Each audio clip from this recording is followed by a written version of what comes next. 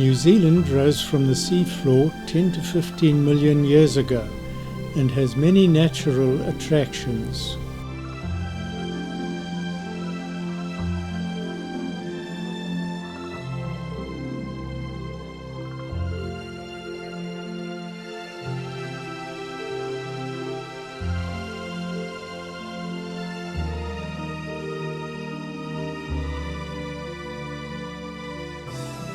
Besides the two main islands, there are a number of others.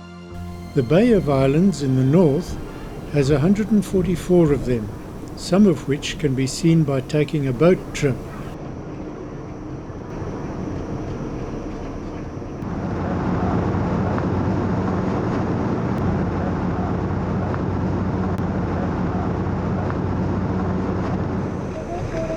Dolphins are a popular attraction in the bay.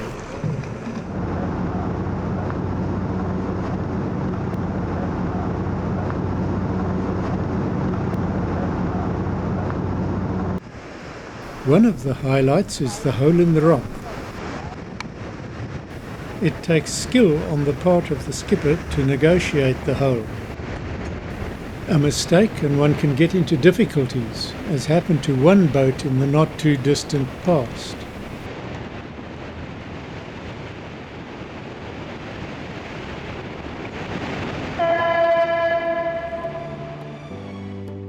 South of Auckland lies Lake Taupo.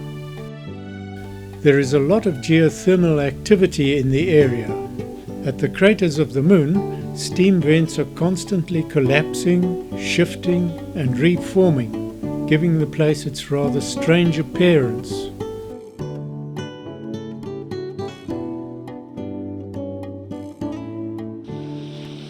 Waiotapu, meaning sacred place, is well worth a visit. It has geysers, hot and cold pools and craters.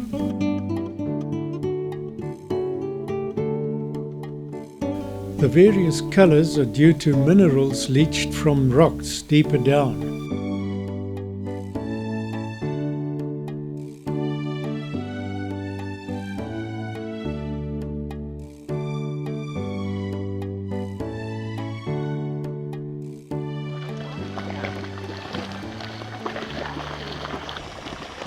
A whiff of rotten eggs in some places is caused by the release of hydrogen sulfide gas.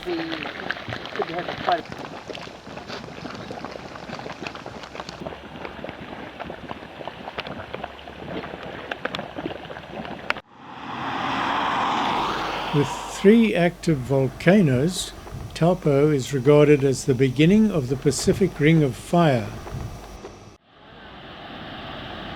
Lake Taupo feeds the Waikato River with its Huka Falls. The falls are, in fact, a series of cataracts with beautifully clear water.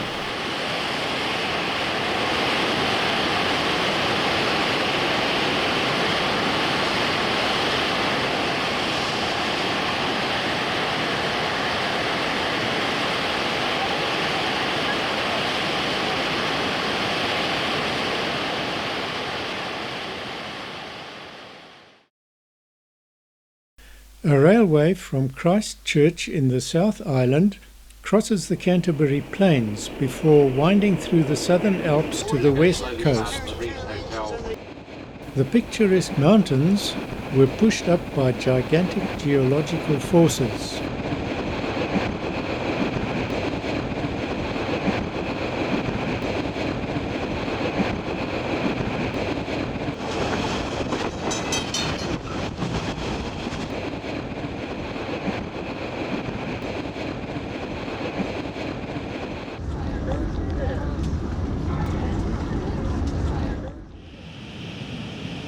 The west coast is sparsely populated and largely unspoilt.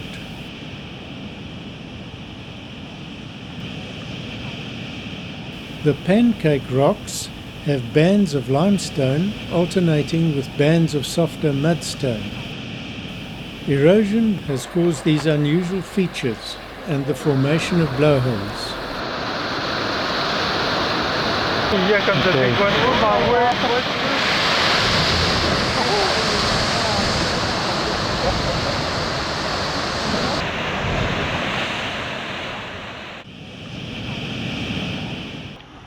Further south, near the village of Franz Joseph, two glaciers are within easy walking distance from the road. They are unique in that they descend from regions of perpetual snow to coastal rainforest.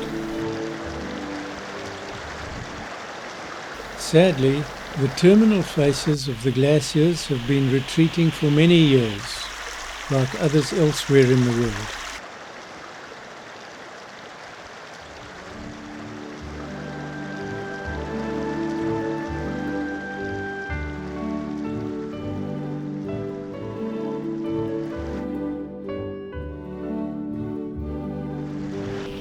New Zealand, once experienced, never forgotten.